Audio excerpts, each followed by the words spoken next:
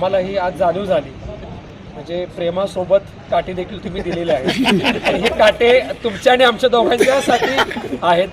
आणि आप्पांनी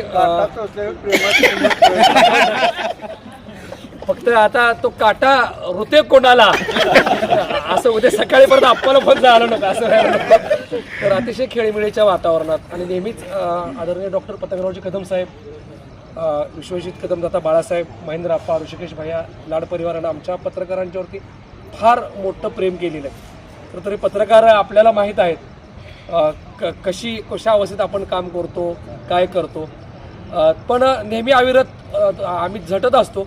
तर पत्रकार दिनाच्या दिवशी जी तुमच्या आप्पा बाळासाहेबांची पाठीवरती थाप मिळते पडते बापू, हे सगळ्यात महत्त्वाचे आहे.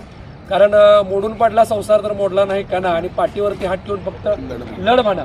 कारण कालचा दिवसभराचा पत्रकार दिन तो हा बैलपोळा असतो आप्पा होता, आणि आज आप्पांच्या आणि सगळ्यांच्या साक्षीने तो जो पत्रकार दिन होतो हे हृदयातला आहे, अंतकरणातला आहे. आणि आमची सुखदुःख, आमचं वास्तव देखील कुणीतरी जाणून घेतं. आणि शेवटी बाहेर किती मोठे सोहळे होते, सत्कार होते, पण आपल्या घरच्या माणसानं आम्हा सगळ्यांच्या पाठीवरती कौतुकाची थाप टाकणं आणि आप्पांच्या सारख्या एका मुरब्बी नेत्यानं तुम्ही आमचे मार्गदर्शक होणे की तुम्ही लिहित चला आणि व्यवस्थेला तुम्ही घाम फोडलं पाहिजे. आणि 15 दिवस आमचं राजकारण असं खऱ्या अर्थाने आप्पांचे सगळ्यांचे असे संबंध आहेत. आणि अशी म्हणणारी माणसं भैया आज फार कमी आहेत. कारण जे जुन्या काळात बरीच वर्ष आम्ही पत्रकारिता 25-30 वर्ष करतो, जुना काळ फार वेगळा असायचा. पण आत्ता आप्पासारख्या माणसाने आम्हाला लिहिण्याची पण प्रेरणा दिलेली आहे. चांगलं लिहिलं पाहिजे, समाजाशी तुम्ही एकनिष्ठ राहिलं पाहिजे. आणि मी तुमच्यासोबत म्हणजे या वाटेवरील जे काट्याची पायवाट आम्ही तुडवत चालतोय त्याच्यासोबत गुलाबाचा एक सुगंधी देणारा दरवळ किंवा जो प्रोत्साहनरूपी मायेचा हात तुमचा आमच्या पाठीवरती आहे.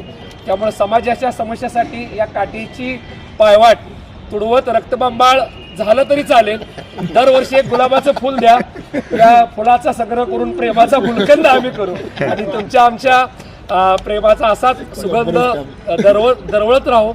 आपण जी निर्माण केलेल्या कार्याला सामाजिक, शैक्षणिक सहकार या सगळ्याच चळवळीच्या पाठीमागं आमचे पत्रकार उभे आहेत, खंबीरपणे उभे आहेत. मला असं आठवत नाही की आप्पा तुम्ही असं एक व्यक्तिमत्व आहे की कोणत्याही पत्रकाराला तू बातमी अशी का लिहिलीस, अशी का लिहिली नाहीस, असे एकमेव महाराष्ट्रातील असे आपले आप्पा मार्गदर्शक आहेत की ते नेहमी कौतुक करतात.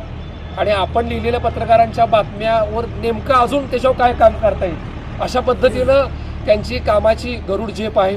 आता नुकतंच मिळालेलं जे असं पलूस नगरपंचायतीचं जे यश आहे, म्हणजे आमचे पापा आहेत, आमचे भाचेच आहेत, आमच्या गावचे फार घरचे संबंध आहेत. आणि आप्पांचा, सगळ्यांचा, बाळासाहेबांचा वरदहस्त त्यांच्या पाठीशी आहे.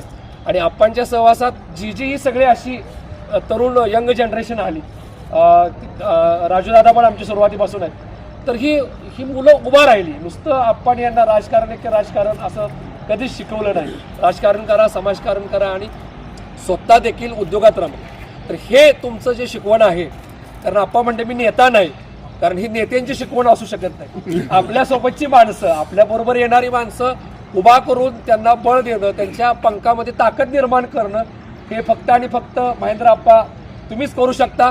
तुम्हा सगळ्यांना मी आमच्या पत्रकार बांधवाच्या वतीनं हार्दिक शुभेच्छा देतो. आपल्या पक्षाचा, कर्तृत्वाचा, डॉक्टर पतंगरावजी कदम साहेबांच्या विचारांचा, बाळासाहेबांच्या मार्गदर्शनाचा हा जो वेलो आहे, हा जो वृक्ष आहे, असाच गगन भरारी देत राहू. आणि आम्ही सगळे पत्रकार या सेतूमध्ये एक खारीचा वाटा म्हणून तुमच्यासोबत आमची मोडकी तोडकी लेखणी असेल, आमचे कॅमेरे असतील, आमचे यूट्यूब चॅनल असतील, आमचे पोर्टल असतील, यांच्या माध्यमातून एक आपल्या हक्काचा आपला माणूस, आपल्या हृदयातला माणूस म्हणून आम्ही सगळेजण तुमच्या सोबत आहोत. आपण जरी आभार मानायला सांगितले असतील तरी ही गुलाबी थंडी आजच संपावी अशी मला वाटत नाही. आभार न मानता तुम्हा सगळ्यांच्या आम्ही पत्रकार ऋणात आहोत. धन्यवाद.